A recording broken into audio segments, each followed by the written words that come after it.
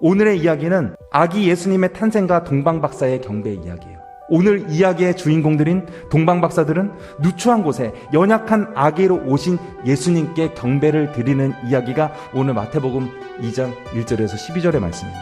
만왕의 왕 만주의 주 지존하신 분이 누추한 곳에 작은 아기의 모습으로 오신다는 복음의 아이러니함을 말하고 있습니다. 이 동방박사들에게 어떤 계시, 오늘의 제목처럼 어떤 시그널이 있었기에 그 먼 곳에서 유대 베들레헴까지 찾아왔을까요? 우리는 수없이 많은 시그널을 보고 살아갑니다. 시계에 시침과 분침으로 시간을 알아요. 크리스마스 트리를 보고 크리스마스가 임박했어요. 아닙니다. 신호등을 통해서 우리는 행동을 결정합니다. 하나님도 그 옛날부터 지금까지 수없이 많은 시그널을 계속 보내고 계세요. 이것을 하나님의 계시라고 말합니다. 계시에는 크게 두 가지가 있어요. 첫째, 자연계시. 하나님이 지으신 피조세계를 통해서 나타나는 하나님의 신호, 하나님의 계시를 말하는 게 자연계시예요. 또 두 번째, 자연계시를 초월하는 특별한 계시가 있어요. 이것은 하나님의 말씀, 기록된 말씀인 성경을 말하는 거예요. 그렇다면 하나님께서 유대 베들레헴에 보내신 신호, 또 동방박사들에게 보내신 그 신호는 무엇이었을까요? 그들은 그들의 지역에서 나름 잘 나가는 지식인들이에요. 왕에 버금가는 아주 대단한 존재들입니다. 하지만 유대 땅에 오면 어때요? 오늘날로 말하면 무종교의 철학자, 무종교의 과학자, 이런 사람들입니다. 그렇다면 이 동방박사들이 본 별은 도대체 어떤 별이었을까요? 목성과 토성이 교차해서 하나로 겹쳐 보이면서 하나의 큰 별처럼 보이는 그런 현상이 일어납니다. 이게 자주 있는 일은 아니죠. 하지만 도저히 있을 수 없는 특별한 기적, 자연의 법칙을 초월한 그런 일은 아니에요.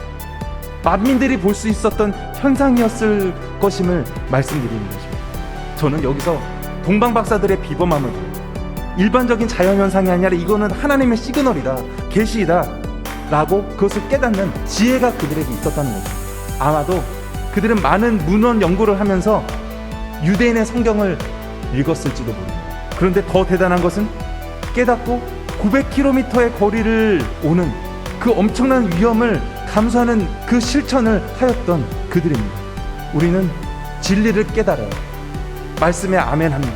그리고 하나님의 역사하심을 봅니다. 하지만 깨달은 바를 실천하는 것은 우리들에게 너무나도 어려운 과제인 것 같습니다. 유대인들에게 주어진 하나님의 시그널이 무엇이었을까요? 동방박사들이 본 별의 움직임을 유대인들도 볼 수 있었을 것입니다. 그런 자연계시가 그들에게 주어졌습니다. 또한 그들에게는 그 자연계시를 뛰어넘는 하나님의 특별계시, 성경이 있었습니다. 평범해 보이는 일들 속에 숨겨진 그 비범함을 볼 눈이 그들에게 없었던 것이 아니었습니다.